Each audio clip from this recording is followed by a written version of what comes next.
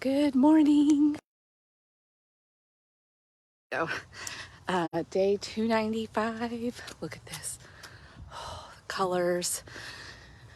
Got pinks and blues and all kinds of beautiful stuff going on. Day 295, Ephesians. We started Ephesians, chapters 1 and 2. That's what I did anyway. And that's what I'm going to talk about. So, Paul is talking about how to, I think, maybe bring their early church together and really talking about grace without really talking about grace and the oneness that we all have. There's no separation between Jew and Gentile. And of course, they're using labels and terms that were in that very small part of the world at that time. And I'm gonna be really honest with you all. I'm wrestling a lot. And, what I might say today might, alarm some people. It might, I don't know. I'm going to let it be what it is. I'm just going to be really, really honest about some things I'm struggling with as I really have opened my mind and my heart to grace and what it means. And one of the results of grace is seeing the oneness of it all, seeing other people as not separate, seeing people with curiosity and compassion, seeing myself that way. It's all part of God's creation. And there are many times in the Bible where God's creation, where it says, when people are asking about, well, what if they haven't heard of God? And what if they haven't heard of the name Jesus and they don't have the Bible? Well, they've got creation. And the world, creation speaks for itself. The stars, the cosmos, the skies. And so when I really strip maybe the name Jesus away, the name Christ, all of the labels away, which is really what Jesus asks us to do, and you really start to... So what grace does, I've talked a lot about the law of paradox and even the trap that we have as linguistic beings, as people that have to use language and put labels on things. And then our Christian or religious understanding or definition of grace is unmerited favor. So the word grace itself kind of addresses and gets rid of the paradoxes. Like if you really receive grace for yourself, like really, it's hard not to feel at one with everything, give grace, be overwhelmed with love, like all the fruits of the Spirit. And so what I'm wrestling with is, wait a minute, now we have created a church and a religion around Jesus. Jesus didn't do that himself. And now we have created a system where grace is only available, where grace is conditional. Something that is unconditional, we've turned into conditional again. And we've said, oh, we can be one over here as long as we believe this. And even we've created rules. Like we're saying, we're getting rid of the rules. But here, as long as you believe this and you follow these rules, then you can be one with this group of people. What about the rest? Like, I'm struggling. I'm going to be really honest. I'm struggling with this one. Because I think we've had a lot of humans come in and do what we humans do. we make things conditional. We create rules and systems because we do have to live together. But this is what Jesus came in and taught and role modeled, and also what Paul was pretty darn good at. I think he had room for improvement, but he was pretty good, seems to me, is humility. Like, if you really, really accept grace and what it means, and you accept that you are loved, and you no longer beat yourself up for being human, then that takes a lot of humility. You can't do it without humility. And when you have grace, that humble, I call it the humble crumbling of the human heart, the walls that the human heart puts up, you give it to other people.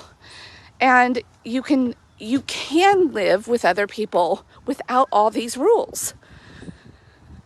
And there's a lot of other people in a lot of other philosophies and parts of the world that have found this path. I don't think Christians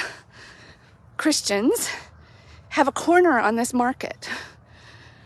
At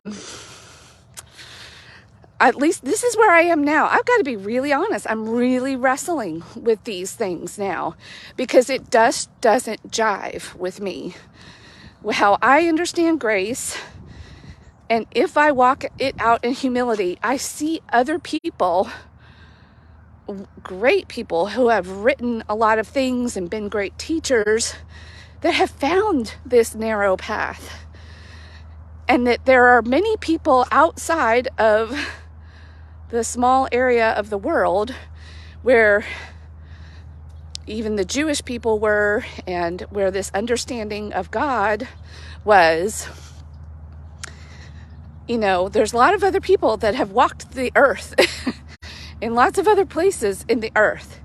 And are they all condemned?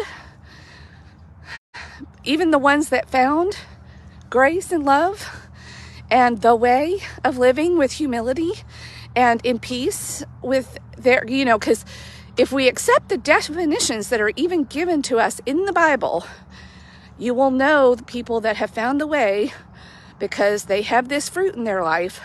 There's a lot of other people that have had this fruit in their life that are not within the Christian or the Jewish faith. I think if we don't struggle with real things, and we don't allow our minds to really expand in our hearts, is it really faith? Is it really a belief? Or if I limit my struggles and trying to ignore them and say, no, that's not true, because the Bible said, this is what the church says even, then I'm just not being honest. I've got to be honest with where I am in the Bible and what it's causing in me, in my heart, and my understanding that and the liberation, the salvation, all of those things mean different things to me now. And it means I'm also free to struggle and think deeply about this and how I'm going to affect my fellow humans that I encounter, just like Jesus did. And Jesus didn't say, create a religion out of me and a church out of me. He said, I am the way, because he lived the way. And the I am says that the I am.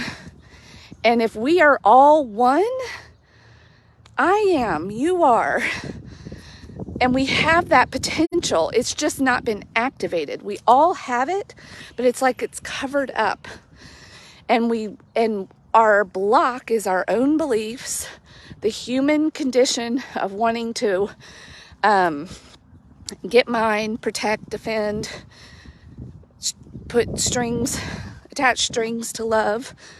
But if you really sit with the definition of grace, it kind of gets rid of those paradoxes. if you, like, again, I'm going to just harp on this because this is what I have harped on with myself. Okay, if I really believe this definition, this understanding of what grace is, how do I set myself apart as an other by even putting the label of Christian on myself? Because then I'm trying to really go around and save other people. And then I'm still separating myself. I'm seeing myself as other, even if I wear the label of Gentile. Like, I don't know how to do this grace and oneness and love. And I'm being really humble by being honest with where I am as I'm wrestling with these things. And I'm not done with the Bible. I've got like 70 more days. Wow, 70 more days. To finish this book, and I think it's a book that can be reread and meditated. I do believe it's a book of wisdom, so don't hear me like I'm not throwing the Bible out or anything. But this is where I am with trying to really understand oneness and even put a label on myself. Now, saying I'm a Christ follower might be different because he did show a way. I'm following a way. I don't know. This is where I am today. I'm putting it out there. I'm taking a risk, but I'm struggling. I think we're all supposed to wrestle with this. And Paul even hints at some of this himself. The people then, they didn't, yeah. Anyway.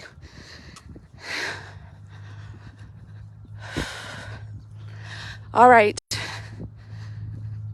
I think there aren't many humans that can handle the freedom that Christ really offers, because it's hard to do that and walk humbly, to have the humble freedom that grace offers. Okay, that's what I've got for today.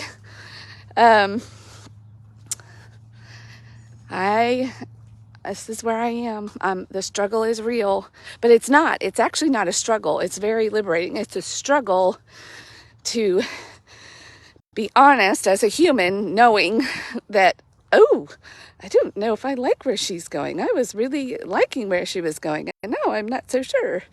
To accept that judgment and maybe being unfollowed and all the things now that we worry about as humans.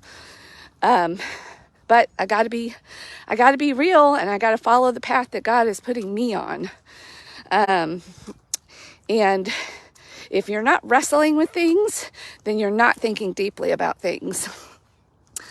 And we humans are created with powerful machines up here and spirits and all of it that works together. We're an intelligence system, not just a brain.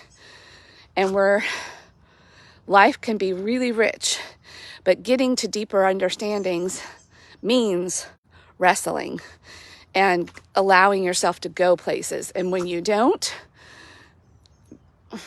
you're going to get stuck, and you're just going to follow somebody else's doctrine and understanding rather than owning your own faith, which that's what I'm about. I'm owning it. All right. Talk to you later. Bye.